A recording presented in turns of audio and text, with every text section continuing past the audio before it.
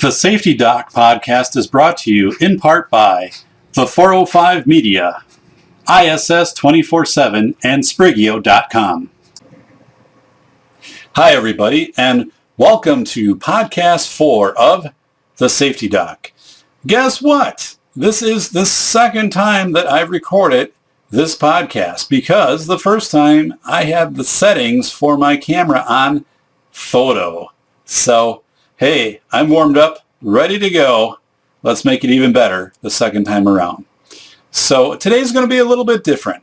One is I do have on, first of all, a little more casual with my Badger sweatshirt. Hey, the Badgers are doing great, my alumni, and very proud of the Wisconsin Badgers. And I'm still kind of waiting for some arrival of some different scenery here for the back. We have our Badgers and some other things back there, but I'm going to be redoing that hopefully for the next podcast to make it a little more lively and to highlight some of our supporters of the show.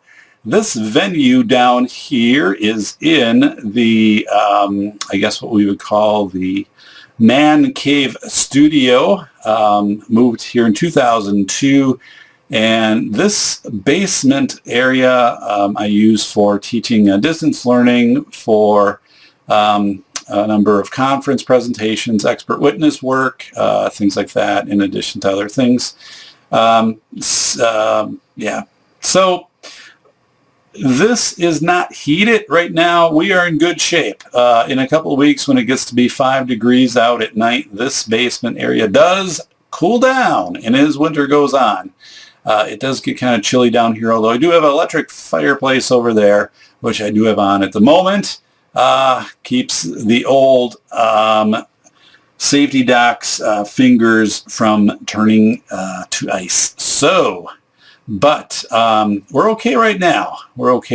So I want to thank you again for following the Safety Doc podcast. We are up to podcast number 4. I've made some changes on SoundCloud. I've gotten more descriptive in the titles. Have shortened up a few things, like just putting the number of the podcast and giving a longer, more descriptive title. We've gone with a new image, a new logo, thanks to one of my friends, and I appreciate that. So also we'll be going with a new lead-in that is being professionally recorded. So cool stuff. And guess what? There's going to be a new camera, and there's going to be a new mic, and those have both been ordered and will be coming in.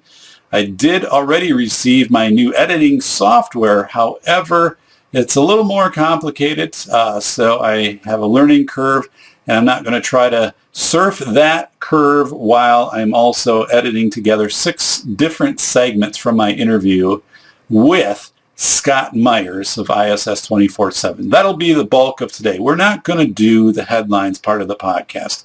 We're going to spend the majority of the podcast with the interview that I conducted recently with Scott. Scott works with large venue safety, including a number of the NFL stadiums, NASCAR, even shopping malls, and really looking at the capacity also for other educational settings, possibly K-12. A phenomenal proactive app-based system. ISS 24/7 has kind of been around in the industry for a while. I mean, they've become the industry standard, and they reinvent. They take the industry and move it forward on an ongoing basis. Just tremendous. Before we go any further, I am not compensated by ISS 24/7 in any way to give this presentation. I do appreciate their format as an author, as a researcher, and I'd like to reference that in my work. And this, what I'll be sharing from Scott and from ISS 24/7 is no way meant to be a commercial. but at the same time, I want you to be educated about the capacity for app-based safety and just site-based management of incidents that you can do right now. In an age when we're still at the level of so many schools of what is your threat input system? Well, it's tell an adult. Or what do you do if a student has a seizure in a hallway?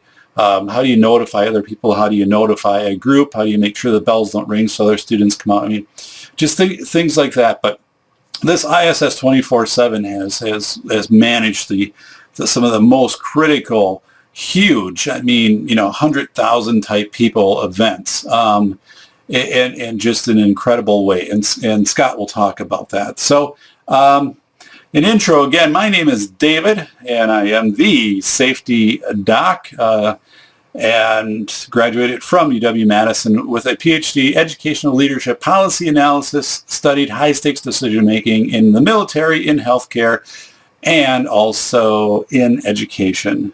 I do a number of things, working Wisconsin Center for the Blind and Visually Impaired, which is a wonderful place to work. Absolutely love my job. And teach college courses. I've taught college courses for 13, graduate courses for 13 years, going on 14, and also do expert witness for safety litigation across the country. And of course, I have a blog that I update a couple times a month, and I am doing this podcast, which is available.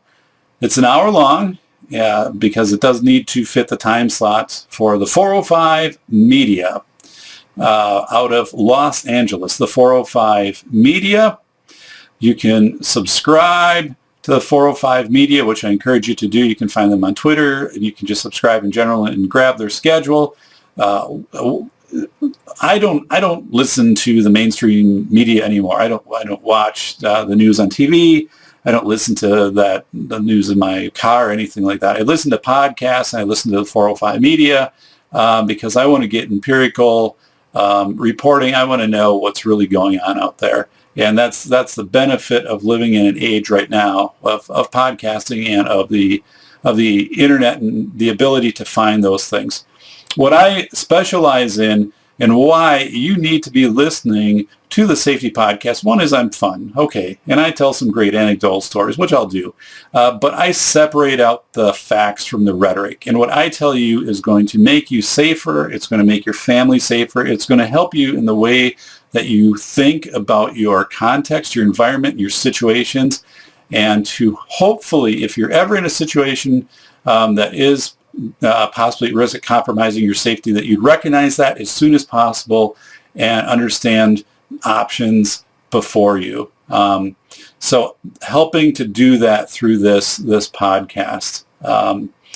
But we are right now on YouTube, okay? In addition, this is on SoundCloud. Find the RSS feed so you can listen to all of my podcasts, all of the Safety Doc podcasts.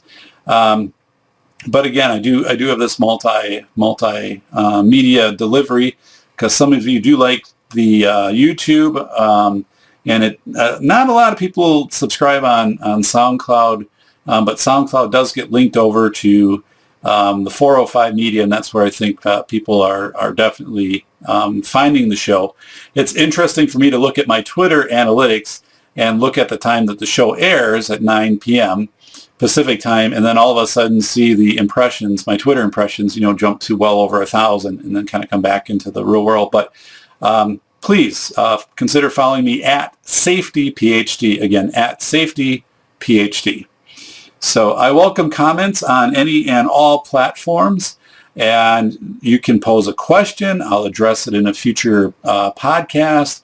You can challenge something that I've said. That's fine. Right now, we haven't had any discussions that have started. So go in and share what you think. I'll respond. I look forward to that. So some anecdotes. One is I seem to be gathering a number of paranormal themed Twitter followers. And I don't know why that is, because this show has nothing to do with the paranormal.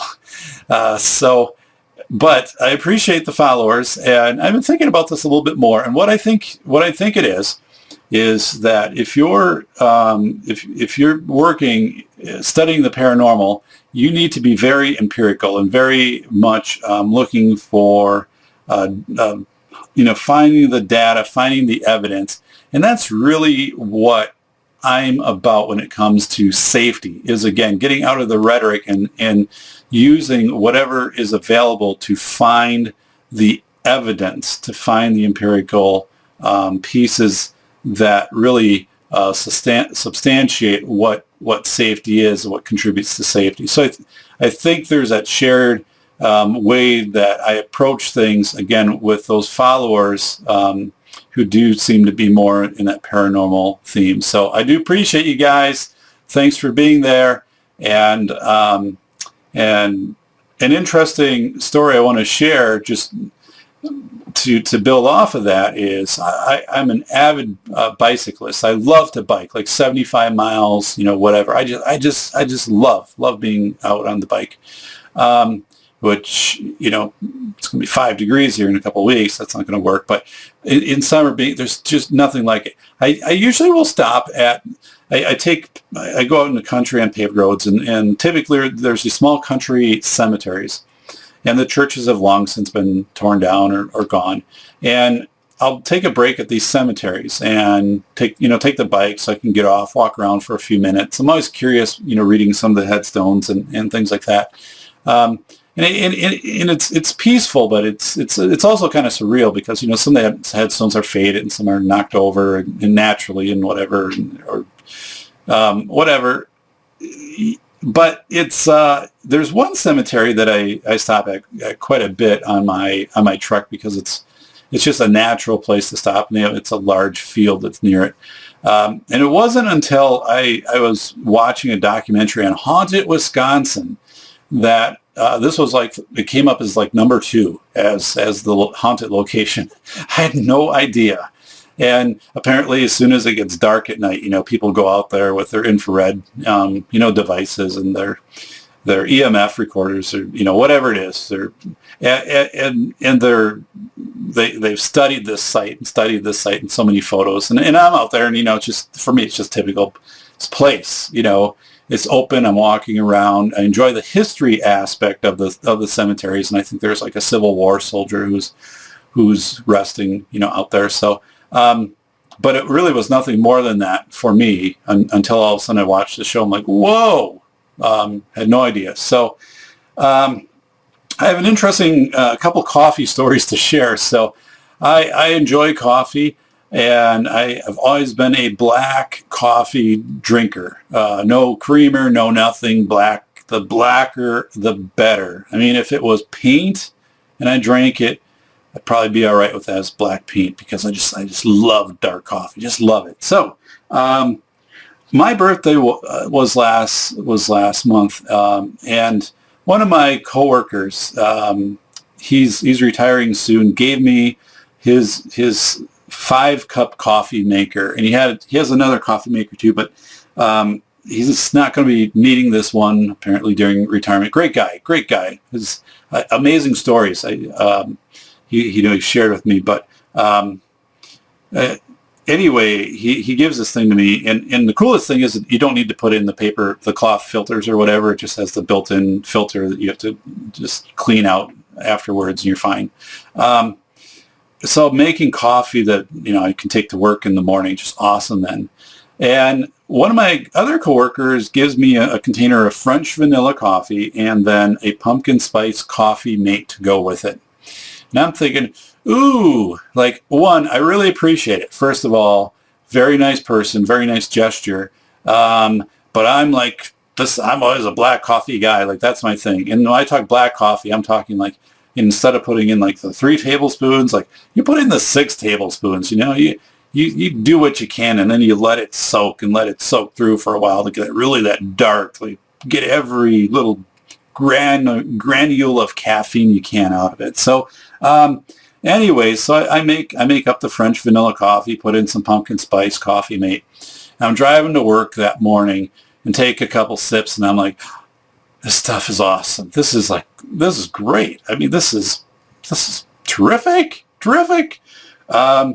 And it was. And so like every time I'm taking a sip in the container, you're thermos is getting a little bit lighter, and I'm like, oh no, I'm almost out. And then could look forward the next day to making it. Used it all up, and I did replace it with regular black coffee. I always got a kick out of the commercial. The theme of the best part of waking up is Folgers in your cup. Like, if that's the best part of waking up for you is Folgers in your cup, like, you got to really analyze your life and kind of restructure what your priorities are, because the best part of your day should not be Folgers in your cup. So, and that's not a plug for Folgers. It's actually not Folgers I'm using. I use the pretty basic, cheapest coffee I can get that has a dial all the way over on black. Like, this is black, high caffeine, warning coffee. Go for it. So now I'm using the black coffee, and I miss the Coffee Mate thing, so I'm going to have to think that over. So I met a week ago with one of my longtime friends. We met at a Starbucks, and he was going over some documents that he had from the industry that he works in, and it was interesting because these were things that he had accumulated over time, and he was working on a project, and he was showing these to me because they are somewhat related to some of the different projects that I do, and he starts into the story of, I've had these things for X number of months, and I've showed them to different people, and here's like my notes. I really think like I've got this thing down, this proposal and all of this stuff. So puts it down on the table. I have a like caramel latte, whatever it is, like the big cup, and tip it over after like one sip. Goes all over his work, Literally, he's picking it up, it's dripping off, and as it's dripping, like, the ink is starting to, like, all come together, and his handwritten notes, and it's all, like, and, of course, I'm running around trying to get, like, napkins, which are hard to find. Finally do get napkins, kind of soak things up and whatever, but, like, then the pages start to warp as they start to dry, and he's downplaying it, like, well, really, I only needed this for a couple more months. I'm looking at this like, I'm not even sure you had duplicate documents of what I just destroyed. So I felt really bad. Like, I just felt bad. I went out running that night, and I'm like, I just feel bad because he's showing this to me. He's proud of it, and this is great stuff that I basically destroy with not a cup of coffee. Like, I went with like the biggest thing that they had, of course. And, but yeah, now the redeeming side of this was that caramel latte or whatever it was had a great smell to it. So as that thing dried out, it probably did have a nice aroma to it. But yeah, I was like, oh no, bad. So, before we get into the discussion, or my interview here with, Scott Meyers, last week's podcast that talked about the Milgram study and then how the Atlantic kind of took that in and just put that into a blender and made some kind of 11-page article out of that was ridiculous, which I already talked about. I don't need to get back into that. But I was thinking, did I ever participate in a research study? And I did. I remember. It was back in grad school, back in probably 93, 94. And I was, I got paid $15. Okay, so there was a sign up, $15, and it's pretty vague, like to participate in the study. It was done by the audiology department. And $15 back then represented 3 Wednesday suppers at Taco Bell, because you could get the chili cheese burrito back then for like 99 or 79 cents or whatever it was on Wednesday. And I think they had like a steak burrito for like 99 cents marked down. Plus, like, we knew some guy that worked there, me and my roommates, so we got a deal. But so when you look at the $15 back then, adjusted for inflation, like that, it's a pretty good deal back when you were a college student. They had $15. So I'm thinking, again, this is pretty easy. Let's go in and do this. So I do this study. My roommates didn't. I did. I get in, lay down on kind of like this gurney type thing, and then the room's dark, and then they put this like red light you're looking into, and there's like cameras watching your eyes, and then the audiologist, a doctor of audiology, starts to, as a scientist, starts to explain, we're watching your eyes for movement, reaction, or what's called nystagmus to different temperatures in your ears. I'm thinking, okay. What I didn't realize is they would have syringes of ice cold water, like ice cold. And they would be squirting these things in your ears. I mean, it'd be like a big canister. So, I mean, it'd be just nonstop for like a minute, getting this swirling, and you'd hear this like swirling. And what it does, the effect it has on you is you lose your balance, and you start to like everything's kind of spinning. And so we start the experiment out, and he said, here's a pail because you're probably going to get sick. I'm like, ooh, like this wasn't really, there wasn't much of an IRB description on this. Like when I came in, like you didn't tell me I'm probably going to puke. And also like the rest of my night is basically destroyed. I'm probably going to struggle to even like walk home without like running into trees and falling over. It was that bad. So we talk about large venue safety, and that's why we have Scott Meyers talking with us today. And I remember going to Lambeau Field back in the late 70s, home of the Packers, and in the early 80s. And back then, the stadium was nothing like it was today. Sat about 50,000, was basically sheet metal around bleachers.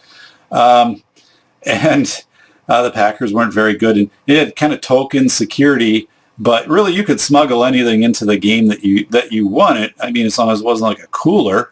I remember people openly drinking at games, smoking. Things like that. And I think the guy in front of us was famous, for his large binoculars, which you screwed one side off and you would drink out of. Things that just don't happen today. But security, and as far as like being checked for weapons and things like that, no. In Lambeau Field was team. It wasn't like some of those stadiums where they used to throw like batteries at the players back in the 70s and things like that and hurl stuff out on the field. And it wasn't like that at Lambeau Field. I remember though, Lambeau Field had, when they got their first Jumbotron, or, the video scoreboard, and it was used, and I don't know where they got it, but it was probably about as big as a garage door. Not like a double garage door, like a single garage door. And back then, like, we thought that thing was awesome.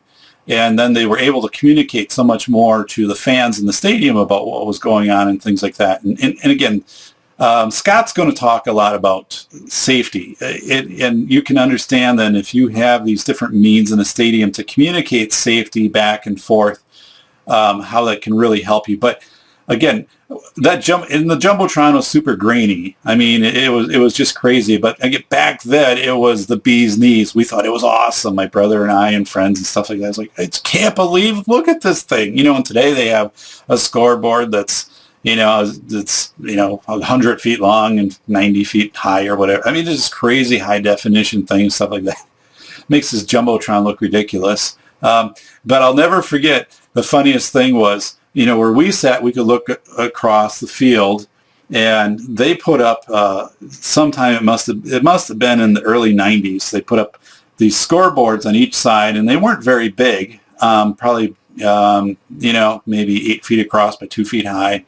And all they would do is they would list the scores of the other games. So it would be like NOTB, New Orleans, Tampa Bay, 24-7, and then it would list the quarter, 1, 2, H for half, 3, 4, F for final. I think if it was overtime, it just stayed with 4. And we thought that was the coolest thing because it was our connection to the outside world, outside of the halftime shows they usually would, 60 seconds from around the NFL, and they would do kind of score update. But back then you didn't have cell phones, and like people, if you brought a radio to the stadium, that was kind of goofy. A lot of people didn't do that, so you really didn't know what happened around the league until you left and you tuned in the radio on the way home. So I'm just saying, like, the thrills, and now you go and it's all this stuff. But it's a whole different way to communicate also information to these people. Hundreds, 80,000 people. The way you communicate information to them that can be done through, and the way that those types of venues can be monitored through systems such as ISS 24/7. So I'm going to get in. I have 6 segments here I'm going to talk about. I broke down it from my interview with Scott. The first one is listening to your clients and using focus groups. For me, it's something K-12 really needs to do, take the lead off of what ISS 24/7 talks about when they bring their leadership groups together to talk about their systems. And then the leadership groups give input, and they take input from the industry on how to form their systems, how to advance their systems. Well, the key is, David, is that we listen to our clients, and the evolution of our software has pretty much been guided by the industry. It's not our company saying let's add these features and build this software. What we think will work. We're constantly taking feedback from the industry and making enhancements to the software based on that. In fact, once a year we call it a focus group, where we get our power users come down. It's nice, 2 days in the middle of winter, typically in the middle of February, and it's just a 2-day brainstorming session. They exchange best practices on our system. We sort of tell them all the new things coming up, and we vote on, what might be valuable to build into the system. So, that's kind of how we get a lot of our ideas. We started 7 years ago, 12 people was the initial focus group. In the last 3 years, it's over 100. And it's the who's who of the sports and entertainment world. We have, a dozen NFL stadiums, Major League Baseball, NASCAR. Now we're branching out in some other industries, shopping malls, and, other public facilities. But it's really a cross-section of all our best clients. And these are the minds that are shaping the software going forward. Here, the second segment, opportunities for ISS 27 type incident management system to greatly benefit the K-12 setting. How I see those two things as a natural fit that just really haven't happened yet. I agree with you, though. We think schools are natural, especially for the tech system, as a bully line, so to speak, or just reporting other issues discreetly that students or even faculty might want to, send to administrators. So it's definitely a market we would like to get into. It's just, I think the value of the system has to be built up a little more, where they're willing to spend a little more money to bring it in. I've seen some of the, the new stadiums, that are seating 10,000 people at high schools. And when I'm looking at those, I'm also thinking, they don't really have a capacity other than, dispersing school staff to, throughout the crowd and to observe, to really monitor what is going on during that event. Segment number 3 is the need to have an intuitive icon-based system that digitally documents, takes pictures, takes audio, and timestamps incidents. So many times, and again, as an expert witness to work in cases, and if that is or is not present is a huge factor in how liability gets determined for districts and for incidents. But that is going to be an interesting discussion. It really comes into universal design for learning, frankly. We know that we have a number of students with disabilities, English language learners, using an ISS 24/7 type model, again, which isn't yet in the schools, but think about those models and thinking about the people that use them and their icon-based, and even how they might flash for certain things. That's universal design. That means that more people can understand it in different colors and things like that. There's also a principle that Scott talks about. It is proprietary to ISS 24/7. It's ACDA, Awareness, Communication, Documentation, and Analytics. Analytics, which gets overlooked a ton in schools. Scott talks about that with their system. And you've just described, David, why our mobile apps are so popular. We have an app that can go on an iPad or Mini, and literally on scene you could fully document everything digitally, including taking pictures, videos, getting witness statements, get their signatures, scan their driver's licenses to pull information in. You basically can capture everything in real time, so nothing is lost. And I've never heard it put that way as far as memory. That's certainly one factor. Or how about just handwritten yellow notepads, which can be a mess when you try to decipher them once you leave the scene, and you can't write everything up. But if you can take a video of the environment and do these interviews, that's all. Nothing is lost through the apps. Absolutely, yeah. What's the name of that app? We call it Trackpad. We actually have two. We have a Trackpad app, which is for iPad or iPad Mini. We also have what we call a Communicator app that works on smartphones. Okay. And those can be put on Androids or iPhones. And a lot of the same functionality exists on the smartphones as far as recording the details. A little less because, because the iPad's obviously a bigger screen. There's more you could do with it. But you could still take pictures, videos, take notes, and signatures and all that as well on the smartphone apps.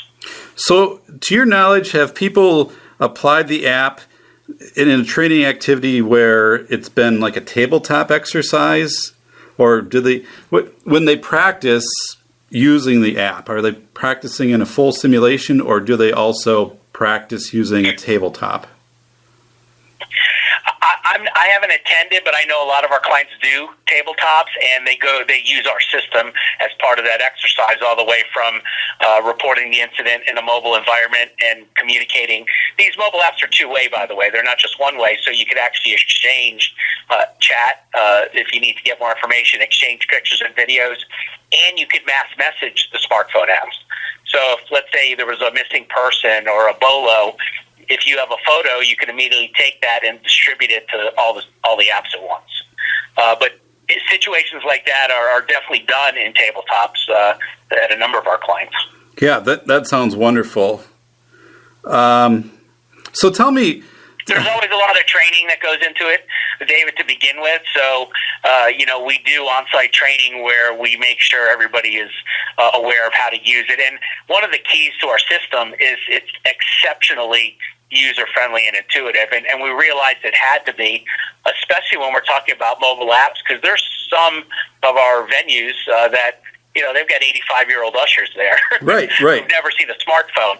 So we developed the app where it's easy enough for those folks to use. It's all icon-based and touchscreen, so it couldn't be any simpler to give them the ability to report issues and discuss back and forth when needed. And what you've described is a barrier presently in a lot of schools, the fact that the interface is not user-friendly, especially for, let's say, students with disabilities, where if you did have something that was icon-based, it would be much more accessible. Yeah, to be clear, the smartphone apps that go with the IMS system are typically used just by staff members of that venue, where the public-facing component comes in is the text messaging system. However, last year we added the ability in the text messaging system to send in pictures or videos. So now the public can send those in as well, and then you could reply back or forward to a group text with pictures going to it as well. Wow. Does it also give a location once they send that in? Like coordinates? From or? the text system, no. You would, one of the instructions, hey, if you see something, tell us what it is and where it is. As far as the smartphone apps go, in certain situations, like in a stadium, if an usher stays in one place the entire game, which is the case in a lot of situations, right, you can pre-program the section they're in, so they don't have to enter the location every time. But the situations where people are mobile, it's just a quick selection from a drop-down list as far as a general area and then perhaps a specific area to report where they are. It's not GPS-enabled, if that's what you're asking. Okay. So I read an article recently where the New York City police are starting to train for drone threats in various settings. So you talk about your focus group and best practices. Has that discussion started to come up of how does ISS 24/7 fit with possibility that someone might, use a drone to attack a venue? Well, we don't have really anything that can specifically address preventing that. Where we come in is just it's kind of a new incident that we see popping up to our systems where people are adding the incident type drones, and so it's just an incident that gets reported through our system where it could be monitored, tracked, documented, and communicated at that point. But as far as technology to prevent something like that, no, we're just simply the reporting tool when those things occur. Okay, that's right. So if it's reported, your system then, in the background, you've thought, if this report comes in, we know exactly where to take this information and then forward it. So then law enforcement or whatever security force can coordinate and neutralize that threat. Correct. Well, there's two features in our incident management system that assist with this. One, when you select an incident type, and all the incident types are customizable per venue, David, so they set up whatever their verbiage is for incidents and departments that would respond. But one of the things you can do is when an incident selected, the system allows for a list of protocols to immediately pop up on the screen. So in the case of a drone attack, as soon as they select that, the entire list of instructions could appear on the screen so that person knows exactly what to do in that situation. Because that's not a common thing. And that protocol list is valuable for any incident that occurs that doesn't happen too often. Rather than them running through the 3-ring binder, right. What do I do in this situation? You have those instructions appear immediately.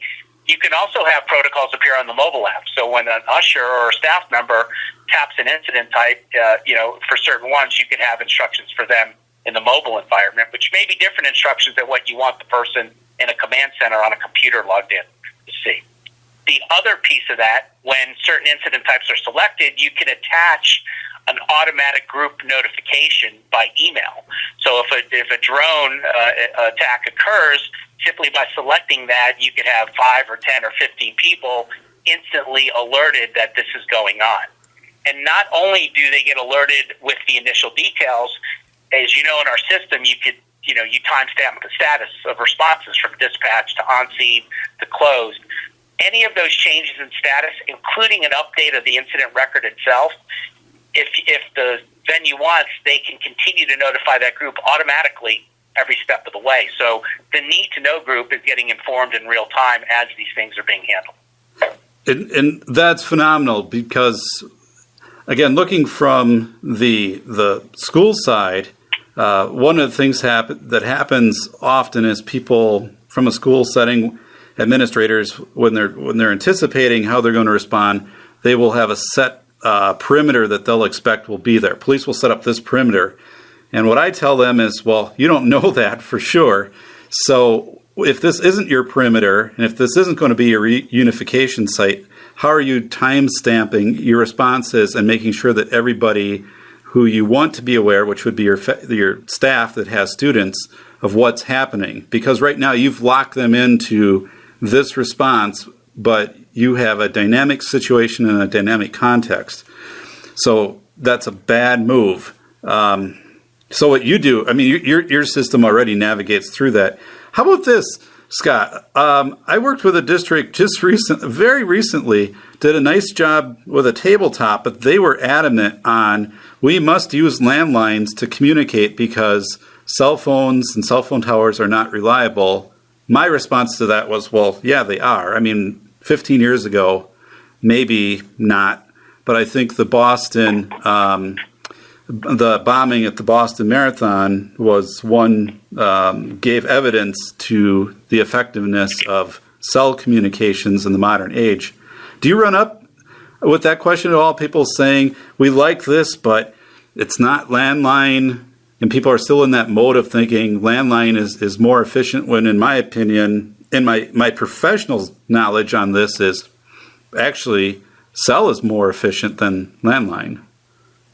Actually, text messaging is often the last line of communication, even more than voice calls, because a lot of times when, even if a cell tower is damaged, a call might not go through, but because texting requires such little bandwidth, you can still get text messages in and out. In fact, in Florida in 2006 when that year they had like 4 or 5 hurricanes come through the state. There were many instances where the only way people could communicate is through the text system. I think you should have all options available if possible, but there's times where the telephone service goes down and you have to rely on cellular and especially texting. So I think it's being prepared to have all options at your disposal, because you never really know which one or how combination of communication tools are going to go down at a particular point. Yeah, I agree. I think your advice of redundancy makes a lot of sense. So, maybe walk me through the end phase of what are your focus groups telling you as far as like what's most valuable about when they use ISS 24/7. Maybe they talk about the last year.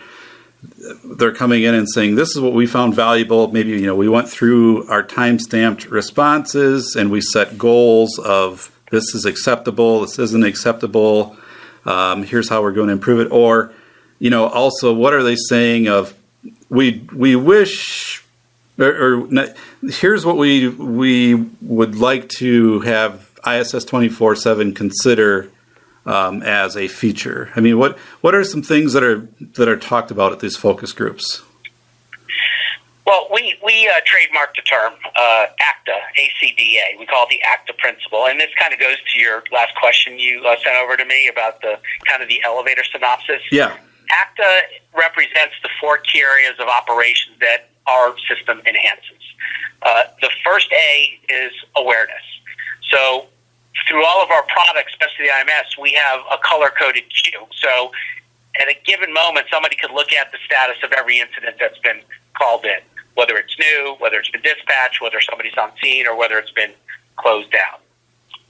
We also have a blinking feature. So for critical incidents that are really time-sensitive in their response, such as an injury or something like or chest pains, or you can actually have that incident start blinking after X number of seconds or minutes. You determine that time frame. So the key is nothing slipping through the cracks, that you're aware of everything that's going on and to make sure it's being handled. The C is for communication. We try to really create efficiencies in some of the ways I just mentioned and reduce radio traffic. As you know, in a stadium or that environment where there are lots of radios, people can be talking over each other. So one of the things you can do with communication is assign these incidents to one or more individuals. These are the ones you want to respond. Doesn't mean you don't call them on the radio still, but certainly in a loud environment, sometimes it's hard to hear and you get people are talking over each other. So now, as an option, you could also send them a text or email with the details of what they need to do to respond. As part of that communication at ACTA is the group notification I just mentioned, by having these automated alerts go out based on the incident type that occurs. There's also a couple more triggers for that group notification. It could be location-based. So I'll use the stadium as an example. Maybe you have a parking lot group where you don't care what the incident is, but because you have 4 or 5 people that are responsible for anything that occurs in the parking lot, by virtue of the dispatcher clicking parking lot, that notification goes out to that group. And then the third trigger is resolution-based. So perhaps you don't need a notification go out until a certain type of resolution happens. Something like a hospital transport, an arrest, an ejection. Those might be resolutions where once you select that hey, we got to let these 7 people know we've just had an arrest.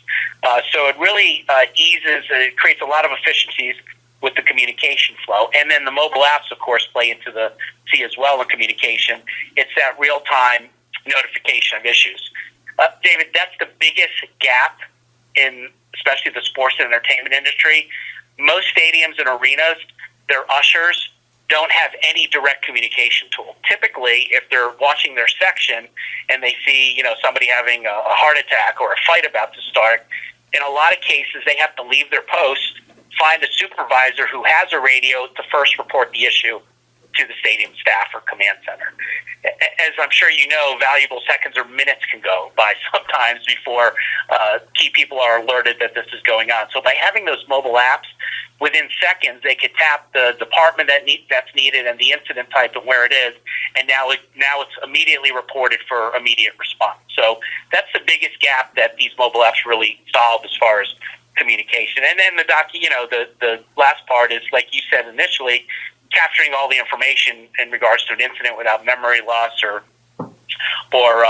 just writing it down and not capturing what you need to. So that's the C in active communication. The D is documentation. And that obviously goes a big part to liability protection, where you can make sure you have a complete picture. A risk manager an insurance company could look at that report and get a complete view of everything that's occurred. And that can be whether you can defend yourself because you see the information in it. You notice the response times where somebody's saying, hey, nobody got on scene for 10 minutes, but you have it clearly documented that somebody made it there in 1 minute. So you can defend yourself. Or if there were problems with how it was handled, it's good to know that as well. So you try to mitigate your liability rather than try to fully defend it. So the documentation is key. And then the last A in ACTA is analytics. And this is one of the most powerful tools in the system. And you brought it up at the beginning. How does this data help you in the future? How will it help you anticipate things that are going to occur or prevent them from occurring, which at the end of the day reduces your risk? And in a sports and entertainment environment, one of their goals is to always maximize the guest experience. And if you can prevent or anticipate problems from occurring, you're gonna be successful at those goals. So the ACTA principle is really that's what comes up at the focus group, and that's what we pitched. Is these how can we improve each of these 4 areas in our operations? And what it leads to, David, is proactive operations as opposed to reactive operations. I'm sure a lot of times when these venues and buildings and events are willing to spend money, it's unfortunately after a tragic or a negative event has occurred. Then they say, oh, we got to put this in place. Right. By using software like ours, it allows you to be proactive to prevent them from happening in the first place. And, that's where we are trying to constantly change the mindset of the industry is don't get this technology when something bad has already happened. Get it in place now to prevent that from happening in the first place, if that all makes sense. It completely makes sense. After Sandy Hook, I did a school safety presentation for PBS in March of 2013, and one point that I focused on within that presentation was there were 450 bills at the state levels that came out in the 6 months following Sandy Hook. And most of the bills focused on fortifying the physical environment, including high definition cameras and surveillance. And literally schools were spending, $250,000 without blinking an eye on an updated surveillance system where, you could read, someone's name tag from, 300 feet away. So this actually happened. There was a district that contacted me. It was a school board before they went into closed session to make a decision on it was about $250,000 surveillance system. It was being sold to them under the premise that if they bought this, police officers responding to an active shooter call would be able to log into their system, bring up the hallways on the laptop as they're responding, identify where the shooter or killers were, and then also when they entered the building, they would be able to have that access on some kind of smartphone device while they were navigating the building. And I said, both of those are completely ridiculous because I've actually been in simulated responses in a police car at 80 miles an hour, jumping over a curb and officers and myself, donning the protective wear. I'm like, this is being sold as hype. Video is a forensic tool. Video is, if you have video has its use and has its benefits, but as you're describing it, you're not going to have somebody at your school that you're paying to watch video, nonstop. And then you're not going to be able to separate a shooter necessarily from all the other students, because if it's a student. So, I pointed out all of these things and said you're much better to go with communications. Like at that point, it was two-way digital radio. They still had analog. They couldn't communicate from one person to another throughout the building. So they actually voted it down that night because I said, it's unrealistic. Surveillance is a beautiful forensic tool. And as you indicated, the fact that you can go in and take photos of what's happening. You have a real-time ability then that in your system to do that then becomes a forensic tool to document what happened. But I, remind people when they get these sales pitches, because it's strange, Scott, the money in some districts that gets put into safety is millions of dollars. And they'll showcase things to me like, here's our bulletproof glass entrance, or here's our door that you can't kick in. I'm like, okay, well, how about at recess when the kids go out on the playground? Well, we don't have that. I'm like, well, okay, first of all, you're talking about very low incident things happening. A school shooting is once every 13,870 years per any building. So put your resources into like an ISS 24/7 type approach where you're documenting, you have a very thorough way of documenting, looking at your data to predict what's happening. That way you can get supervision in that area, making sure that you're time stamping your drills, making sure if you're not using phones that you're using two-way digital radios with repeaters so you can communicate. And number 4, our segment number 4, I believe schools demonstrate priority negligence, because the question is, why isn't ISS 24/7 in schools right now? And it's a priority. You can choose priorities, and this is not a priority. When Sandy Hook came out and we had, the rush to 450 bills and all of that, and steel doors and bulletproof glass and things like that. Where were the schools that were opting for ISS 24/7 instant management systems and those types of high-end systems also for threat reporting, threat input, and then how to get people, certain groups, certain teams to those threat areas. Again, it'll become self-explanatory through the interview. I do think the resources need to be allocated to this. And in saying that, I'm not saying that your cost prohibitive. I'm saying that the schools this is priority negligence that's happening. And maybe that's a strong way to put it, but when I come in and someone is willing to show me, hundreds of thousands of dollars that were spent on bulletproof glass, I'm looking at that saying, oh, that does not make sense when you put it against something like ISS 24/7, which also brings you into compliance with things like the Office of Civil Rights reporting of threats, bullying, safety events. Everything you've described to me instantly meets all of those criteria. Number 5 kind of plays into that is there's just this rush to do something after a tangible event. And there's a number of apps out there that are kind of like like ISS 24/7. When I say like it, it's like a Yugo being similar to, like a Toyota Corolla. They both are vehicles and will get you into where you need to go, but a $2.99 app that you are, downloading and using for your district is not going to have the capacity and the proven ability of ISS 24/7. The other part is that Scott will share is that they are vetted by Homeland Security as a as a safety and app-based safety system when a lot of these other systems are not. And I think people overlook that.